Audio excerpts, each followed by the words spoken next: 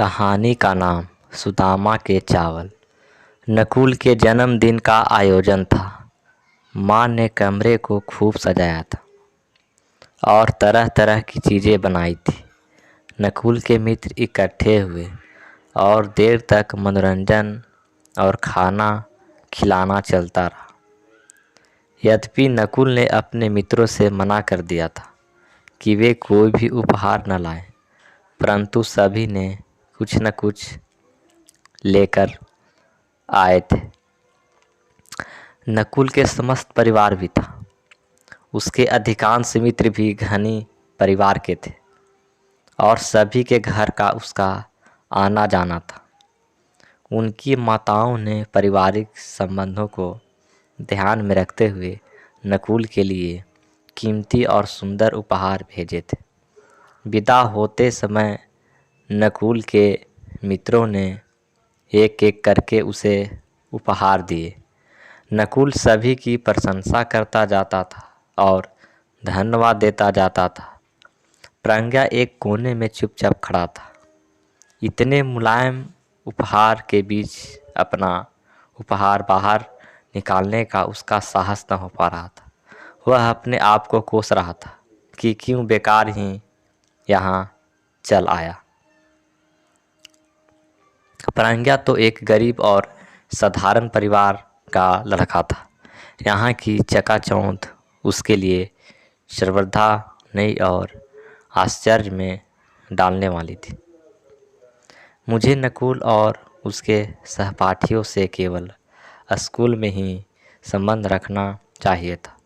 वह मन ही मन सोच रहा था कि प्रज्ञा कुशांत और मेधावी छात्र था या कोई भी पढ़ाई में अच्छा था।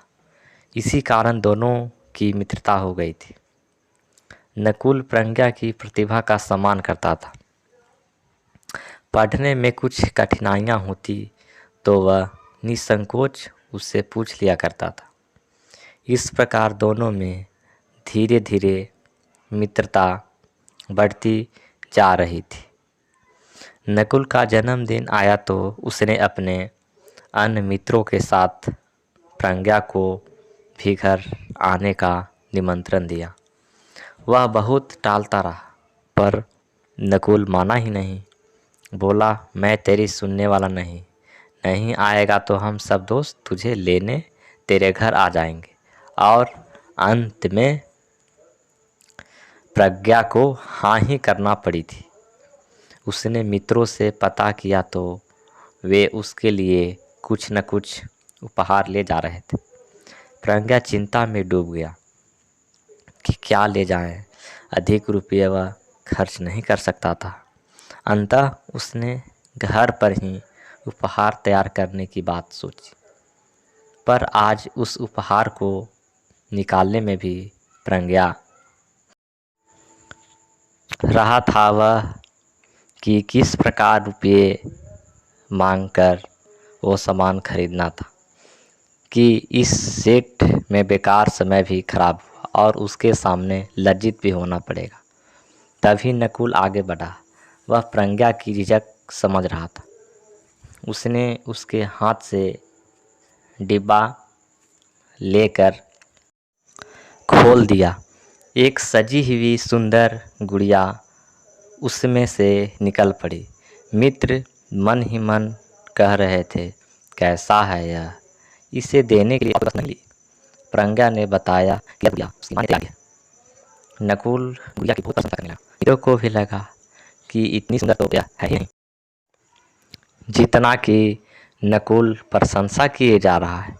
वे समझ गया कि प्रज्ञा का मन रखने के लिए ऐसा कह रहा है, अन्यथा कहाँ उनके सुंदर मूल्यवान उपहार और कहाँ यह साधारण सी घर पर बनी हुई गुड़िया।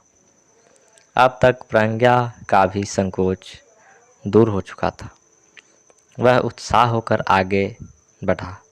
उसने गुड़िया के लहंगे के नीचे से पलक निकालकर सामने बिजली के बोर्ड पर लगा दिया और कमरे की सारी बिजलियां बंद कर दी। गुड़िया की आंखों में लगे 2 नीले लाइट चमकने लगे। कमरों में बहुत थोड़ा सा प्रकाश हो गया। प्रज्ञा कहने लगी, यह गुड़िया रात्रिकालीन लैंप का भी काम करेगी। और प्रज्ञा की बुद्धि का कमाल है। नकुल बहुत ही प्रसन्न होकर बोला, प्रज्ञा ने सब कुछ जानते हुए यह बतलाता कि उसने लैंप की ऐसी कल्पना करके ही माँ से गुड़िया बनवाई थी। प्रज्ञा का एक अनोखा उपहार अलग सा ही चमक दे रहा था। उसके साथ साथ भावनाओं तो जुड़ी हुई थी, साथ में मौलिक भी थी। हम दूसरों को वह प्रसन्नता नहीं दे सकते हैं जो स्वयं बनाकर कोई मौलिक तैयार करके दे सकते हैं।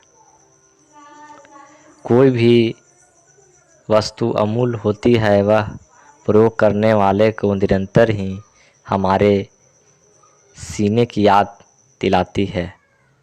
मूल वस्तु का नहीं, उसके साथ जुड़ी भावनाओं का होता है।